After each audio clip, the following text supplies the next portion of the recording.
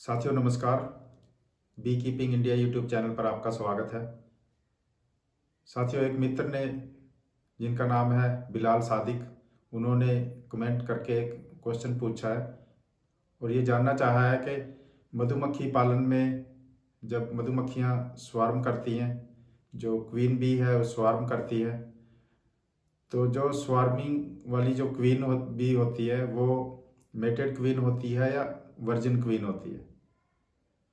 तो साथियों, आज की जो वीडियो है हमारी इसी विषय पे है और रानी मधुमक्खी के बारे में जानने की सभी को इच्छा होती है और जितने भी बी कीपर हैं उनको सबसे ज़्यादा जो जानकारी रखनी होती है वो क्वीन बी के बारे में ही है। तो साथियों, इस तरह के जो सवाल हैं उठने स्वाभाविक हैं और सवाल जो है बहुत ही अच्छा है और किसी के भी मन में उठ सकता है ये सवाल। तो आने वाले समय में और भी किसी के मन में कोई सवाल हो इस तरीके का तो वो कमेंट के जरिए हमसे पूछ सकता है, हमसे बातचीत कर सकता है। हमें जितनी भी जानकारी है उसके हिसाब से हम कोशिश करेंगे कि उस बात को आप तक पहुंचाया जाए।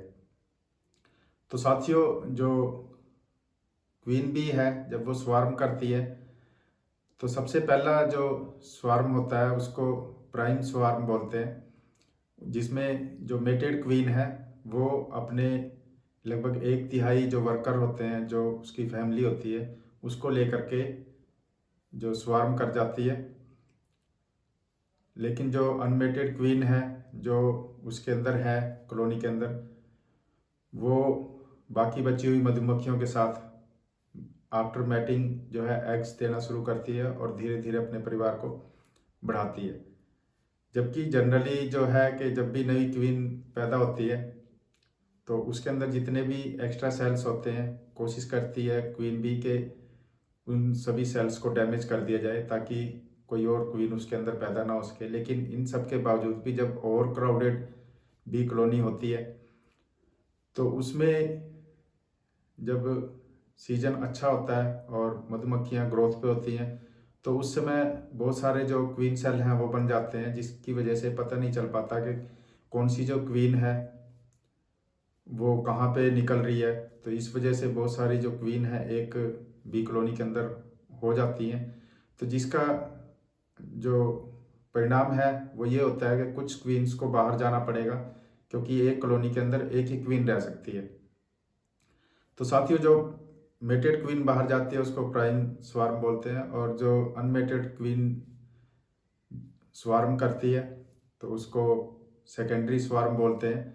तो जो अनमेटेड कई बार 4 या 5 या 2 से ज़्यादा अगर क्वीन्स हो जाती हैं तो कई बार अलग अलग जो क्वीन्स हैं वो उन्हीं मधुमक्खियों में से जो कि ओवर क्राउडेड होती हैं, काफ़ी ज़्यादा संख्या में होती हैं, उन्हीं में से ही कुछ अपनी मधुमक्खियों को लेकर के दूसरी जगह जो डिवीज़न है वो कर लेती हैं।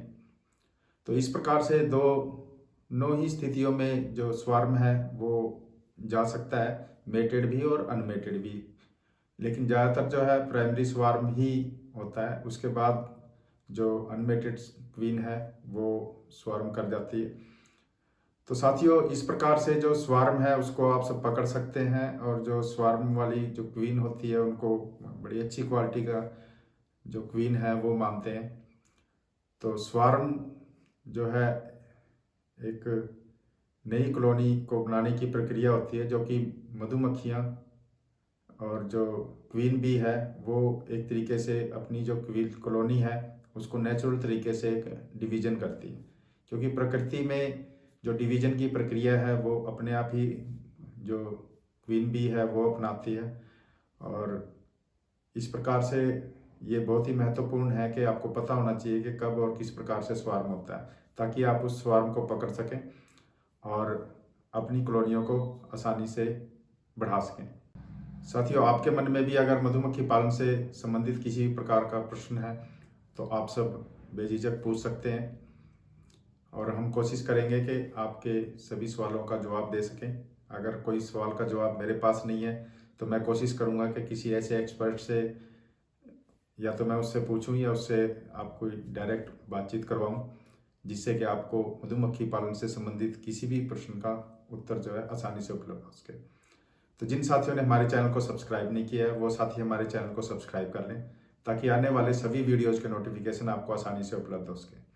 साथियों, वीडियो देखने के लिए धन्यवाद। Thank you very much.